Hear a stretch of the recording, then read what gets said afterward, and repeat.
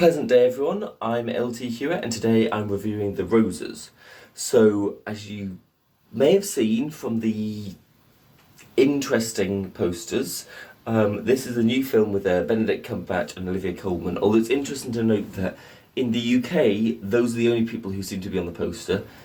Everywhere else in the world, particularly in the US, they've got a huge cast of characters in it. It is, I will say, mostly a two-hander. For the most part, it's just those two, although actually there's a lot of supporting characters who come and go throughout it, and particularly they've got four friends who just seem to be there whenever it's comedically necessary. But yeah, certainly for a British audience, it's very much a throwback to maybe some sort of more 90s, early noughties comedies where it's like, oh, this is just the two of them being very witty and British and being very posh and talking to each other in a very sort of very typical clipped way, which I think lands quite well for a lot of audiences. So it's kind of interesting that they went with, as a director, Jay Roach, who's best known for the Austin Powers films and the Meet the Parents films, which sadly keep continuing forever. So it's quite odd that they've gone with that, but they've also chosen to set this film in California, but with two British leads, and with some of the supporting characters played by British actors and some of them played by the cast of Saturday Night Live, who've then been flown over to Devon, which they then tried to recreate they've tried to recreate California in Devon.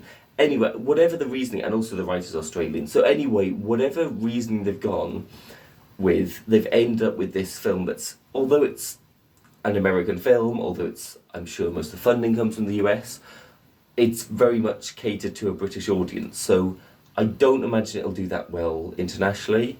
They've cast two actors who are obviously, Benedict Cumberbatch and Olivia Colman, very well known.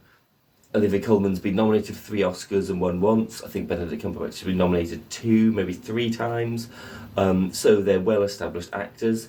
So, like I say, when you look at the poster, it's very odd to see such a very... It's not even old-fashioned, because it's not even like a throwback to sort of like, oh, this is a 50s farce, or this is a classic 70s, whatever you want to go with, or this is like a very early Hollywood thing. It's just sort of a throwback to the time when people don't necessarily feel so nostalgic about, maybe, like I say, like late 90s, early noughties, where it's just two people on a poster essentially going, oh you, I hate you, which I guess fits with the tone, but if it weren't for the writer, I wouldn't say I'd be rushing to go and see it. But the writer, again, whose name is not actually mentioned on the posters, at least here in the UK, Tony McNamara, is best known for, I believe he's Oscar nominated for writing The Favourite, for which Olivia Colman won the Oscar, and then he wrote Poor Things, which, again, I don't know, it's certainly nominated. I think he might have won the Oscar for that, but I should have probably done more research on that one. But yeah, and he also, for people in TV, he wrote and created the TV show The Great. It ran for 30 episodes across 3 seasons, and I believe he wrote, I know he wrote or co-wrote 27 of those. So that's a fantastic show. So if you've seen any of his works before, he also wrote Cruella, which I don't know that we needed, but it was probably the best prequel to 101 Dalmatians you could ask for. Not that anybody did ask for it, but either way, he's obviously got some actors who keep rushing to work with him time and time again. That's 3 scripts that Emma Stone has starred in, 2 with Olivia Colman now. He had been known as like a playwright and minor creative TV and like a couple of films he'd written in Australia before he had his big breakthrough with... I will say he didn't come up with The Favourite. It had been written by Deborah Davidson, I think was her name, who'd written in the 90s, struggled to get it made. Basically, nobody was interested in a film in the 90s starring 3 women with no male leads. So when they eventually came to making it, the production company went, it's 2018, we care about women now, let's get a man to direct it, let's get a man to co-write it, let's get some male producers on board and get this made. And I will say at first, when that film came out, I was quite sceptical of that idea, because it feels almost like, has this guy just randomly swooped in at the last minute and taken credit for someone else's work. But having watched his other projects, it's very clear he's got a very distinct comedic style, and you can see that obviously The Favourite has benefited from that. And I believe Deborah Davison's other script she'd written, responses have said she's a little bit drier. I wouldn't know, I haven't read any, or I haven't seen any of her other work. But yeah, either way, he co-wrote that, and Olivia Colman rightly won the Oscar. I saw all the Oscar-nominated films that year, in the acting category certainly, and she was by far the strongest performer, so yay, we love Olivia Colman.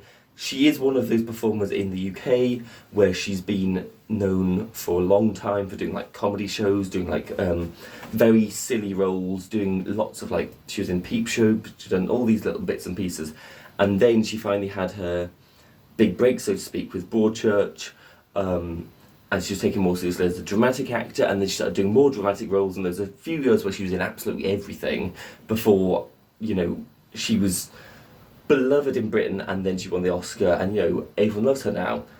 So to see her going back, I mean, you could say the same about Wonka, but to see her going back to a very silly, cheesy comedy thing, for her as a performer, you can see definitely why she loves that stuff, you can see why she's good at it, but almost from an audience perspective, you want to go, oh, you're critically acclaimed Oscar winner Olivia Colman. Do you really want to be doing something so lowbrow?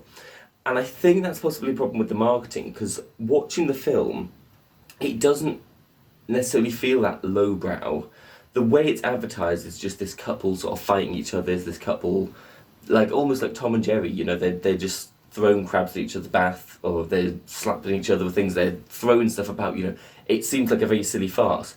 But actually the script is a lot more nuanced and developed than that. The script is it's very funny, very witty, but there's a lot of stuff going on, there's a lot of character development, there's a lot of depth, and particularly their relationship. We the first thing we see of them is it's this couple in couples counselling. You get the sense that they're about to divorce, and you think, oh, it starts here, and it just goes on. You expect it to be like, get more and more violent as it goes on, because that's what the advertising, that's what the marketing is promoted as. But in fact, we then take a step back, a long, long way back, and we very, very slowly see the very, very gradual microaggressions that lead up to eventual violence, eventual throwing the crabs in the bath, but that's very late on into the film, and eventual things that almost seem a bit too sudden. It's like a very, instead of it being ba ba ba ba ba ba ba, it's kind of like ooh, and so yeah, I can see why it hasn't landed for a lot of people.